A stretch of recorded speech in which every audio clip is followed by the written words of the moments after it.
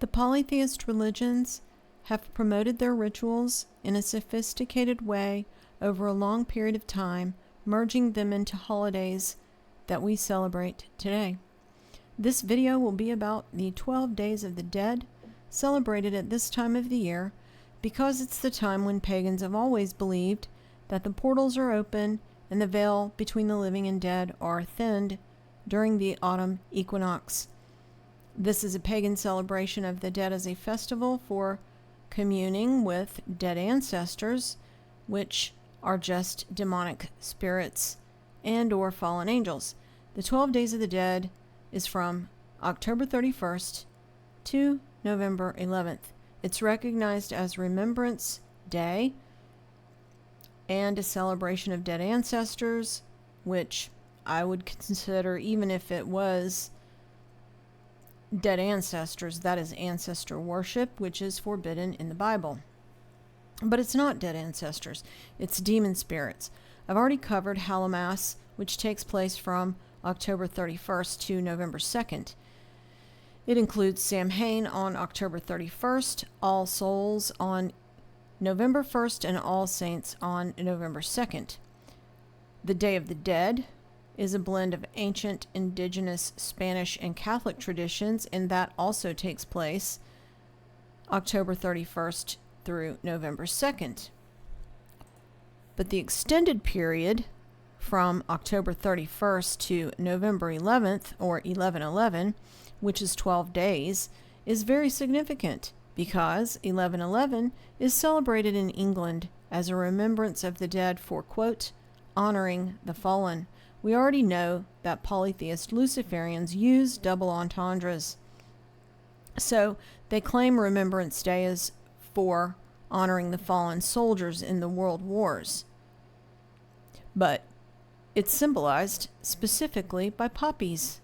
This is an image from that celebration.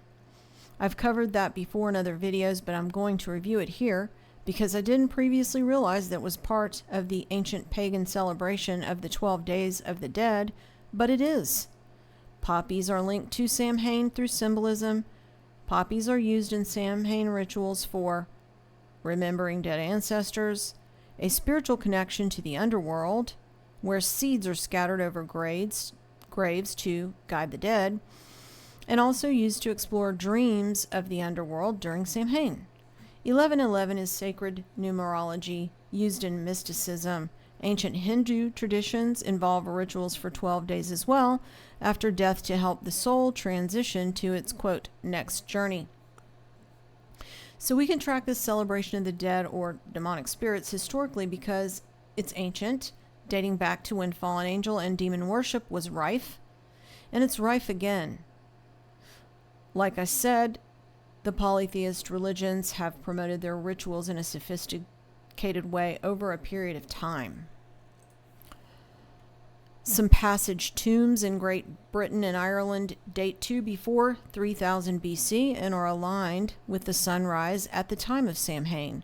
A passage tomb is a burial chamber covered in earth with access passage made of large stones. Avebury in Wiltshire, England, contains the largest megalithic stone circle in the world, constructed around 3000 BC, they say. It has a west-southwest alignment with the setting sun on October 31st. And here it is. It's kind of hard to see the stones. They're on the outside of the circle, but it looks like there's mounds here, and as you can see, there's things set up right in the middle of that. I'm not sure what that is because I haven't looked into it, but I'm sure it's not good. So now let's look at Samhain, which is the Irish name, and Samhain is the Scottish Gaelic name. Historically, it was widely observed throughout Ireland, Scotland, and the Isle of Man. Its Brittonic Celtic equivalent is called Callan Gaeaf in Wales. It's a Celtic celebration. The Celtic era began around 1200 BC. It's associated with many important events in Irish mythology when ancient burial mounds were open, and those were seen as portals to the other world. So this is Samhain, when the veil is thinned between the material world and the afterlife. Druidic priests would make contact with the spirits, pagan gods, and fairies and appease them with offerings. This is an image of the hero Fionn, an alien, who is said to have burned Tara each Samhain. Alien is an interesting ancient name for a spirit. Gary Wayne says that the Druids would go door to door and demand a servant for sacrifice. If they weren't provided one, they left a six-pointed star in a circle that would mark that home for evil spirits. And by the way, Druid priests were elites, just like Winston Churchill, who was a Druid, and Queen Elizabeth, who was also a Druid. People also went door to door in costume, imitating the pagan gods, spirits, and fairies. Divination was also a big part of that celebration. At this time, the souls of the dead kin were also thought to revisit the homes, but they weren't. They were demons. It's also associated with bonfires. In 43 AD, polytheist Rome meshed honoring of the spirits of the dead that was originally in February connected to Lupercalia into All Hallows Eve. Then in 700 to 800 AD, Pope Gregory moved All Saints' Day from May to November 1st, with similar Samhain traditions influenced by the Druids. Then it was made obligatory as a holiday throughout the Frankish Empire in 835 AD. All Souls' Day is November 2nd. In 1000 AD, the Roman Church established November 2nd as All Souls' Day, and it was made official by the Roman Church as a day to pray for the dead. But this was also adopted from the Druids, and they also had celebrations similar to Samhain with costumes of angels, saints, and devils. So Samhain, All Saints, and All Souls influenced each other and our modern Halloween. All Souls is an esoteric teaching of the polytheist elite about the soul being recycled to earth through the moon instead of ascending to heaven or sleeping.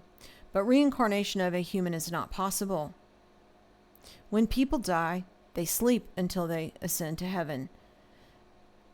Also, during this time, children went door to door with turnip lanterns to collect cakes for souls in purgatory, which is also not biblical. But the Nephilim and Raphaim, who are the gods of the polytheists, that have a counterfeit spirit are not permitted to sleep at death. This is why they promote the idea of reincarnation, which is one way they say a spirit can take another body. But the whole idea of earthly immortality is a polytheist idea. It's not people. These spirits are not people. It's their dead Nephilim and Raphaim. In ancient times, it was believed that these spirits could go back and forth from earth into the underworld through portals, like dolmens or mounds, like these. So that's not just an idea promoted in ancient times, it's promoted today still. The abduction of Persephone is venerated all over Europe, especially in Versailles, which was built by Louis XIII in the 1300s, and he's the king from the Frankish House of Bourbon. This abduction story is specifically related to the Greek observance of the autumn equinox. The associated festival was Thesmorphia, with rituals and secret rites in late autumn. The story is about Hades, the god of the underworld, who falls in love with the nymph Persephone and carries her off to the underworld. Meet Joe Black is a movie starring Brad Pitt, who is related to the British monarchy in real life, like so many of the other actors I cover on this channel. In the movie, Pitt's character is identified as Death, who came up from the underworld and took the body of Brad Pitt. But this character is really the personification of Hades, because this character fell in love with a mortal woman and was trying to take her back to the underworld with him in the movie, just like Persephone.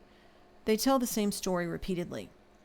So when it's taught to pray to saints, that's not possible, since a regular person sleeps before they ascend to heaven.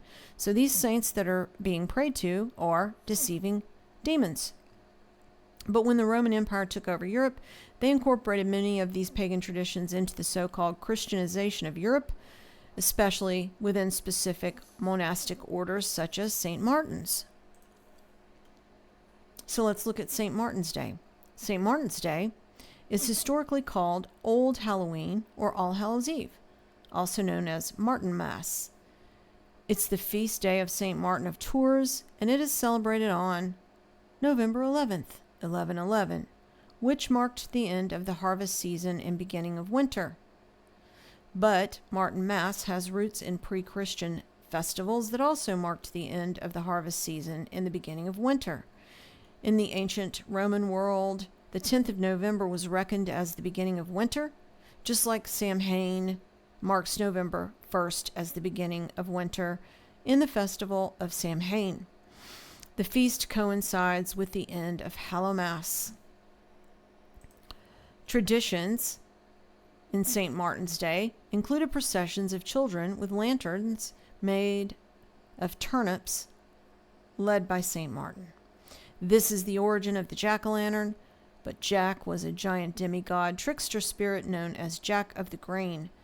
St. Martin's on 11/11 was also marked by the lighting of bonfires, where young people danced around the fire and leapt through the flames, and those ashes were strewn on the fields to make them fertile. But Martin of Tours was a Roman soldier in the 300s. Then he became a bishop in Gaul. He is reported to have interactions with the devil and perform various miracles, including casting out demons and raising the dead. Didn't know a person could raise the dead.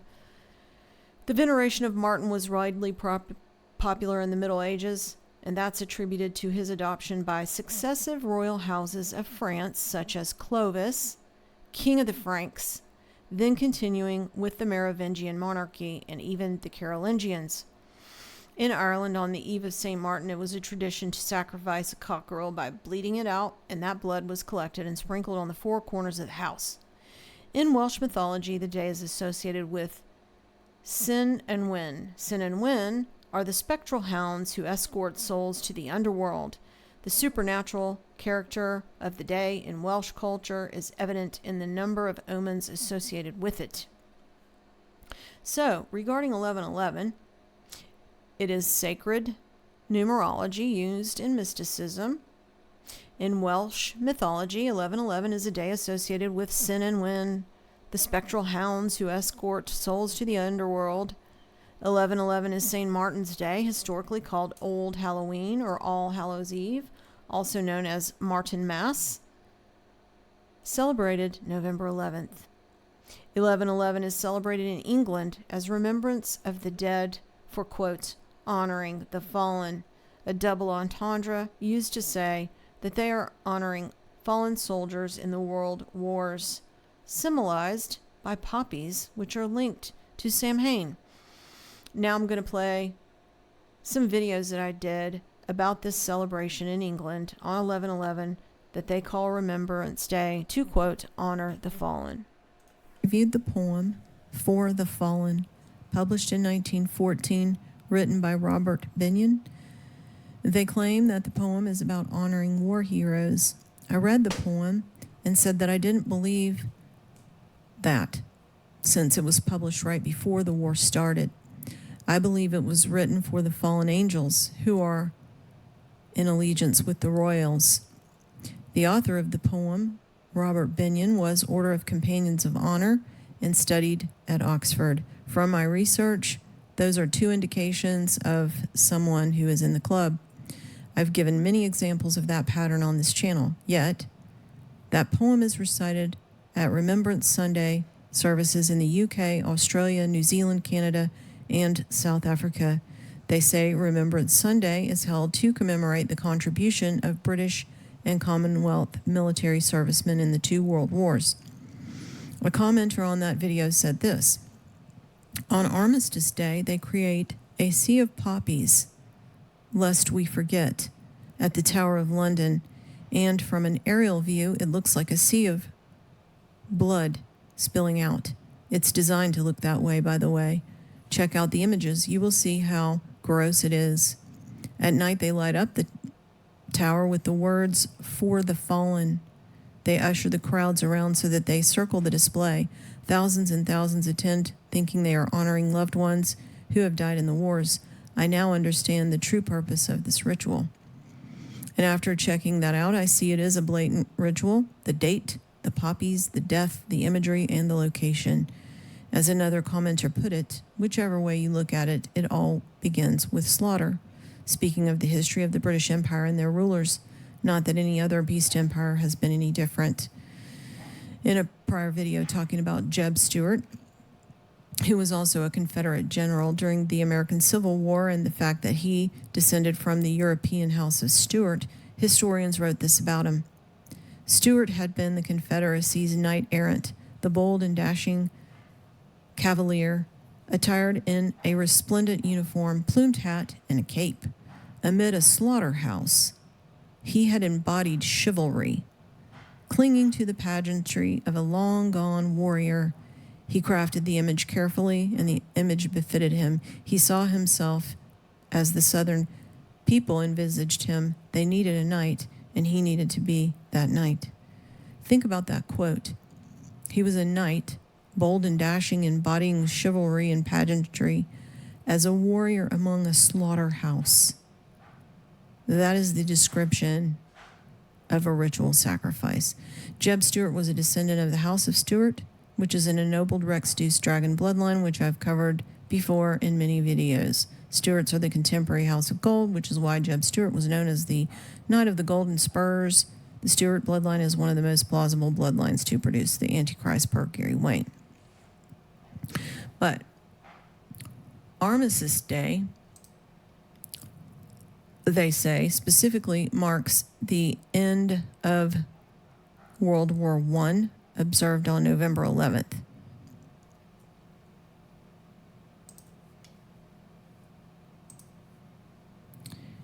There's an article here that I'm showing this picture from that says, on Armistice Day in the UK, a sea of red poppies honors the fallen. While Remembrance Day is observed on the second Sunday of November, which is a broader commemoration of all those who have died in wars, Armistice Day is observed specifically on November 11th, marking the end of World War I. Sometimes they overlap. If you watch this channel, you know how I feel about war. Azazel, the fallen angel, taught man the art of war. We know that the royals love what Azazel taught them because they also use that in their heraldic tinctures. I believe war itself is a form of ritual sacrifice. Gary Wayne always says that World War I and World War II were between cousins, the royal god-king cousins. Before I get into this video, I want to address something that offended me recently, which was posted by another YouTube channel that I used to subscribe to. I doubt they will see this, but I'm going to say it anyway.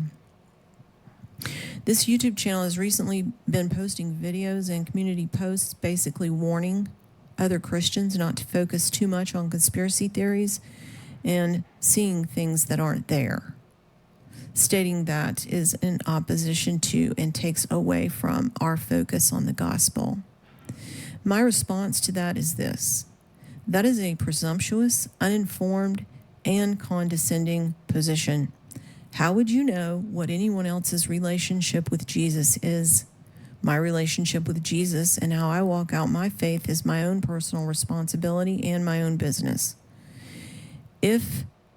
Even if I did ask for your advice, I would have a hard time seeing how exposing evil is in opposition to the gospel.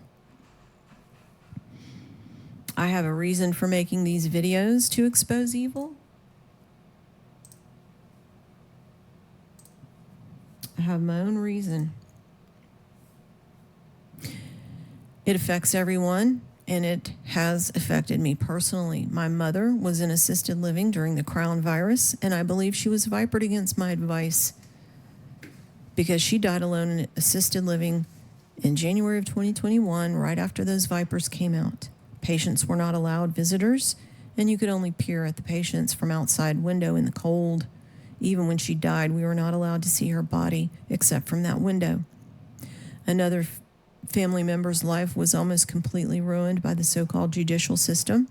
Another family member has been disabled by a poison similar to that poison that was included in the Crown virus viper. So as long as I feel led, I will continue making my videos to expose evil. Now, I'm going to cover this Armistice Day and the Sea of Poppies ritual.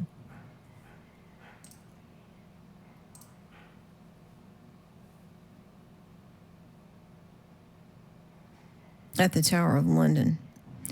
It's described by the artists as an organic living piece, blood-swept lands, and seas of red.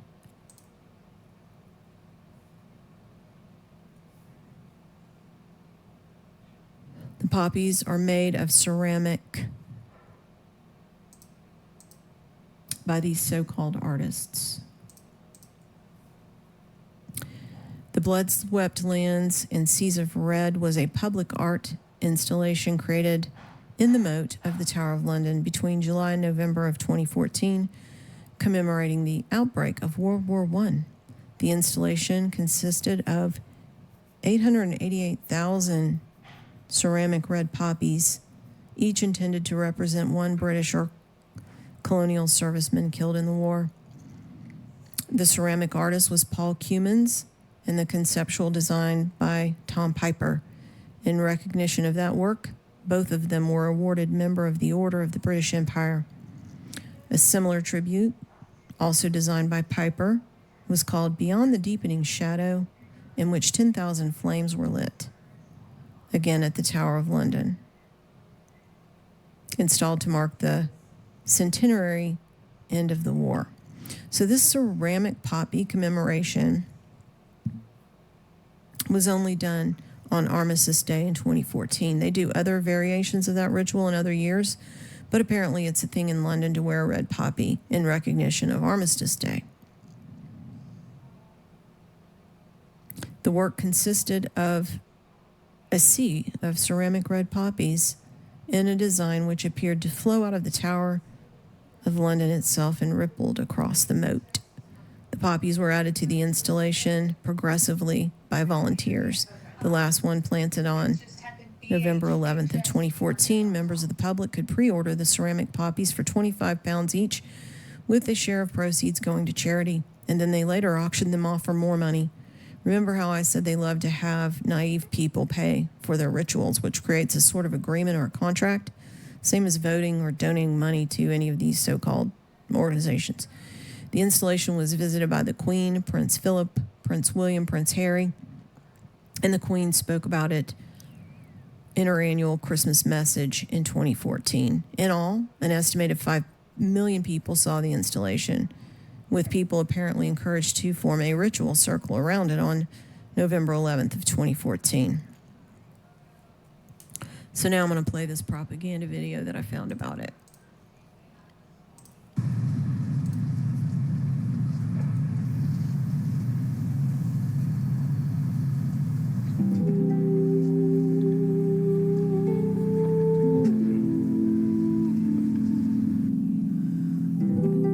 I was just in awe of how many people were here, honestly. It's just really nice to see the support from the whole city.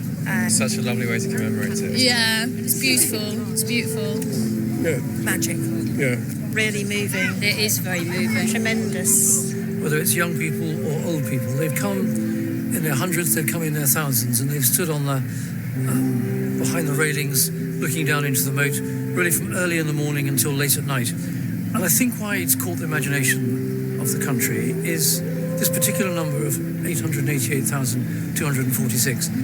They fought in mass armies, but they were individual soldiers. And each poppy represents an individual life lost and a family shattered. I think people can understand that.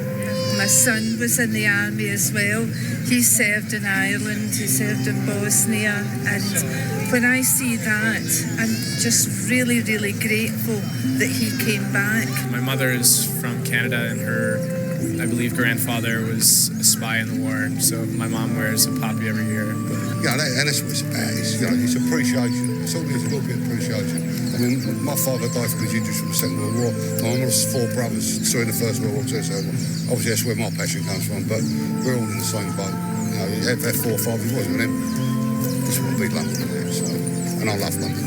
And so I think it's become a kind of a place of pilgrimage, not just a place where you see this artwork, or not just a place of commemoration because it's here. It's just become a kind of national focus.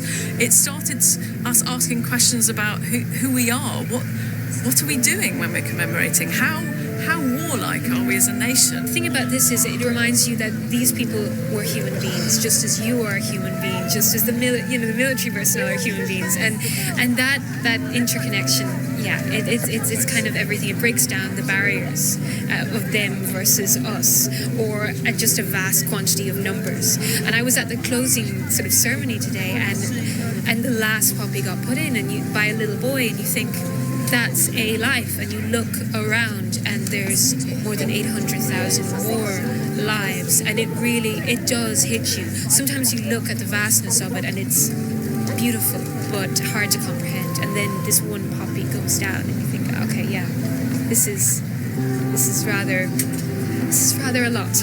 We've had so many volunteers, so many people making the poppies, the whole of the Yeoman Water staff, the HRP staff, the number of people involved has been enormous. And I think unusually for a large artwork, it isn't then dominated by a single person or a single ego of an artist. In a sense, though me and Paul treat ourselves and believe that we are artists and this is an artwork, because we've been very open about it, I think we've allowed so many other people into it to take ownership of it. Nobody that you've met on the project has been a bad seed. It's been a bunch of love, a load of stories that you really love to hear, and just the community has come I'm from the US, and the UK spirit here has made me really proud that I moved here. I've been here 7 years, and I love the spirit of this project. It's just been amazing. So people are able to bring their own family stories to it. Grandparents can explain to their grandchildren how they connect into this story of our nation. You just have to remember, I mean, they gave their lives so that we can live in peace today, and what greater gift can you give than your life? I think it's very important to remember. I think it's a good thing because we're remembering people who've done something for us and who've lost their lives while doing that. And the least we can do, obviously, is remember them. We've invited members of the public to send in the names of a loved one who lost their lives in the First World War. And we've read out about 200 every evening. And we've done that every evening from the 5th of August through until today. I read the last list at 11 o'clock on the 11th. Lieutenant MJD's Victoria Cross, Royal Fusiliers. The installation is going to live on in a new, different way in the next 4 years. That there's the first thing, which is them all going out to the general public, the people who bought them, and them having their own kind of tiny fragment of the installation. And then there are the 2 sculptural pieces which have been kindly bought for the nation, and we can take to various different locations to create some new installations relating to new buildings or new landscapes that can create a different kind of narrative on a smaller scale. And then the fact those are going to the Imperial War Museum and will be there, for a long time as a focus for commemoration. I've just come out of the volunteers office, and there's what we call the measle map, which is a little red dot on every part of the map where the volunteers have come from, and it goes from Singapore to Iceland, from Guinea, Sierra Leone to the west coast of the United States. It's an absolutely incredible geographic spread, and I think that the names on the roll of honour every night have come from all over the Commonwealth countries, and then these poppies are going off around the world. And what we really want to happen is that we want to send these poppies home now. The soldiers never got to go home, but a lot of them will.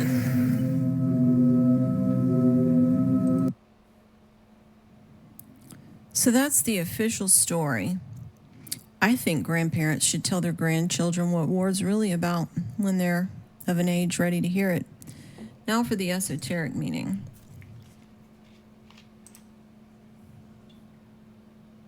November 11th. In the occult, 1111 is viewed as a message from angels, which gives some insight into the esoteric phrase accompanying the ritual, for the fallen. Astrologically, 1111 falls under Scorpio season, which is associated with the occult and magic, indicating the potential for major transformation.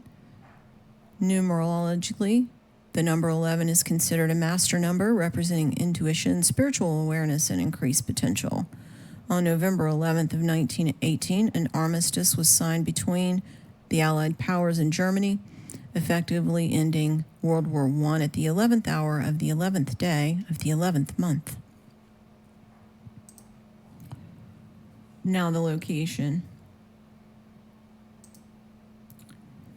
Tower of London, officially His Majesty's Royal King God Palace and Fortress of the Tower of London, is a historic citadel and a castle on the north bank of the River Thames in London.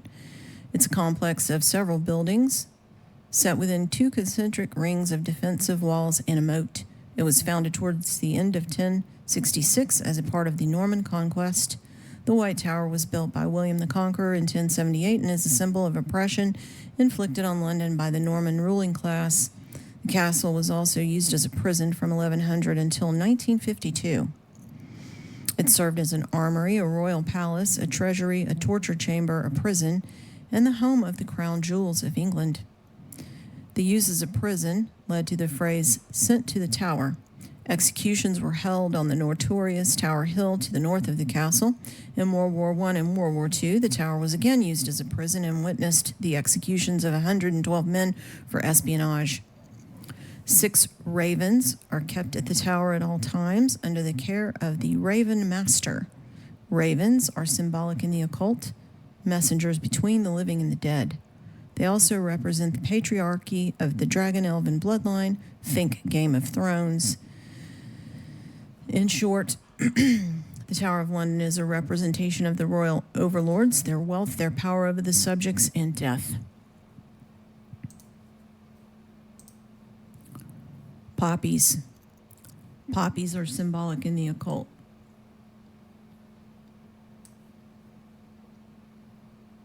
Poppies are where the drug opium comes from. Cornelius Agrippa, the occultist, associated poppies with Saturn as a god. Poppies are related to death, dreams, visions, and sleep in folk magic. In the occult movie The Wizard of Oz, the Wicked Witch of the West tricks Dorothy and leads her into a field of poppies, which drugs her and her dog. And now, my beauty, something with poison in it, I think. With poison in it, but attractive to the eye and soothing to the smell.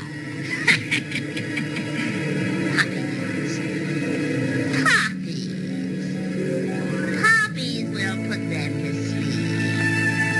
Sleep. Now they'll sleep.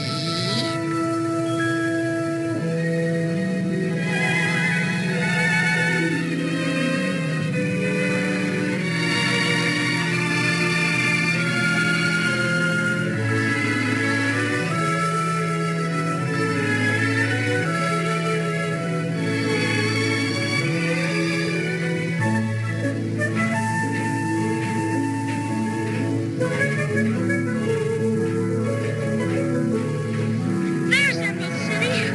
Oh, we're almost there at last, at last. It's beautiful, isn't it? Just like I knew it would be. He really must be a wonderful wizard to live in a city like that. Well, come on then. What are we waiting for? Nothing. Let's hurry. Yes, let's run.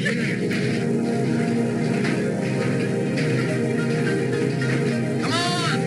Hurry.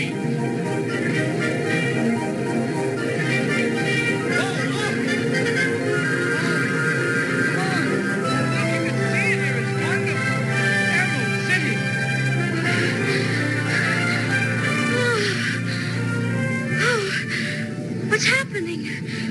What is it? I can't run anymore. I'm so sleepy. Here, give us your hands and we'll pull you along. Oh, no, please. I have to rest for just a minute. Toto. Where's Toto? Oh, you can't rest now. We're nearly there. Don't cry. You'll rust Dust yourself again. Come to think of it, 40 weeks wouldn't be bad. Don't you start it, too. No. We ought to try and carry Dorothy. I don't think I could, but we could try. Len, yes. Oh, look at him. This is terrible. Here, Tin Man, help me. Oh, this is terrible. Can't budge an inch. This is the spell, this is. It's a spell. Poppies appear in Greek myth when Demeter created the flower to bring her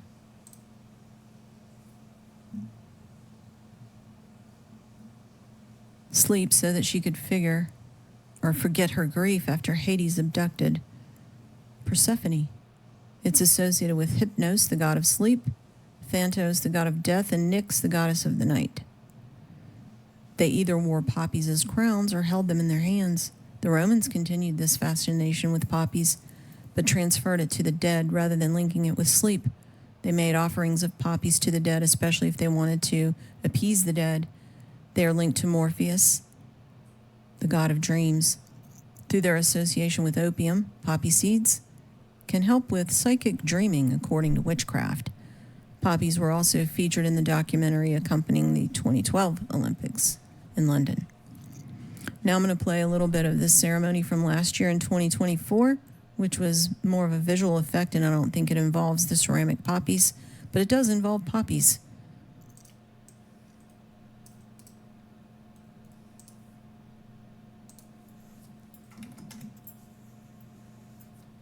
Now, it is Armistice Day today, and the Tower of London is being lit up with a light show in remembrance of the military personnel and civilians who died in the First and Second World Wars. The display includes poppies, but also some of the images of those who served, along with music from the time. Our correspondent Tim Muffet went to see it.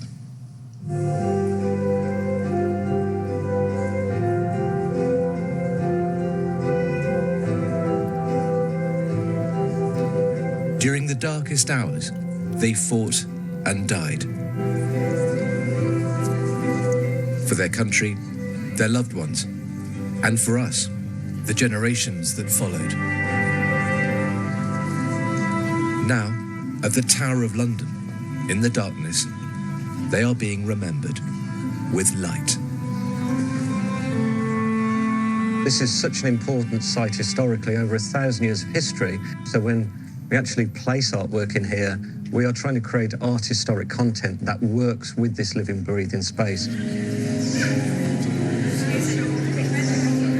Artist and sculptor Peter Walker created the stunning visual effects.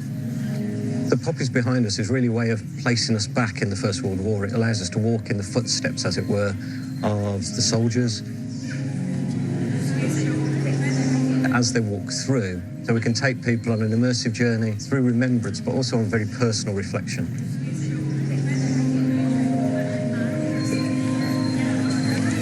They're flowers, the tenderness of patient minds. To drive remembrance, we're using the words, the sounds, the music of that era. We also pay tribute to civilian loss, with 16 million falling leaves that cascade across one of the buildings here. We have some recitation by Eddie Redmayne of poetry, which is really beautiful. Who thinks of June's first rose today? Only some child, perhaps, with shining eyes and rough, bright hair will reach it down in a green, sunny lane. The Tower of London has played a key role in our national story. At various times, a royal residence, a prison, and of course, home to the crown jewels. In my last video titled Blood-Swept Lands and Seas of Red, I covered all the poppies enveloping the Tower of London on Armistice Day in 2014, supposedly commemorating the war, but I failed to correlate the significance of poppies to opioid addiction and production, which helped to expand the British Empire through the opium trade with the British East India Company. The opium trade developed in the 18th and 19th centuries, where Great Britain exported opium grown in India and sold it to China. Then they used the profits of that sale to purchase Chinese luxury goods and resell them to the West, while addiction to opium became widespread in China, leading to social and economic problems. By 1773, the British East India Company established a monopoly on opium cultivation in India, where they developed a method of growing opium poppies cheaply and abundantly. A network of opium distribution formed throughout China, often with the cooperation of corrupt officials. A family member's life was almost ruined by opioid addiction in 2020 and 2021 during the Crown virus. Another family member died from an opioid overdose, and I also lost a friend to an overdose. Heroin is derived from poppies. Over 500,000 people have died from opioids since 2000, and many other lives have been ruined. The poppy became a symbol of supposed remembrance and a flower worn on Remembrance Day in 1921 in Britain, when the Royal British Legion adopted the poppy as its emblem and held the first poppy appeal to raise funds for veterans, supposedly. A commenter on my last video said this: I remember being at a bar one time, and this dude told me, "You'd not believe what I was doing in Afghanistan." I said, "What?" He said, "I was guarding poppy fields. That was my job." And I remember before the Afghanistan war hearing that the Taliban allegedly had eradicated all poppy production. No wonder Iran calls America the Great Satan. So not even considering the ritual aspect, the sacrifice aspect of war, and the occult significance of the poppy, why then would these poppies be so revered by the Brits and other warlords, including those in the U.S.?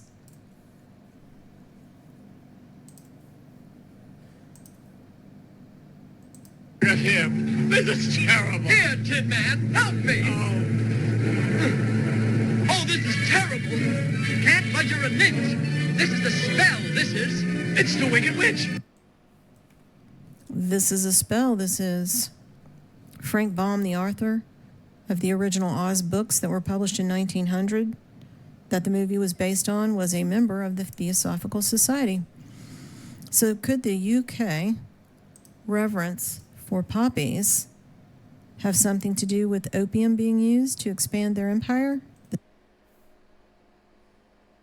It's also reported that the Wizard of Oz movie with all the poppies, adapted from the books written by Frank Baum, the Theosophist, were used by the CIA for mind control. So 11/11 is celebrated in England as remembrance of the dead for, quote, honoring the fallen, a double entendre used to say they are honoring fallen soldiers, but it's actually their ritual sacrifice symbolized by poppies, which are linked to Samhain, a celebration of their gods and the dead. In Welsh mythology, 11/11 is a day associated with Sin and Wen, the special hounds who escort souls to the other world. 11/11 is St. Martin's Day, historically Old Halloween or All Hallows Eve, also known as Martinmas, celebrated on November 11th. So November 11th ends their celebration of the 12 Days of the Dead. Thanks for listening.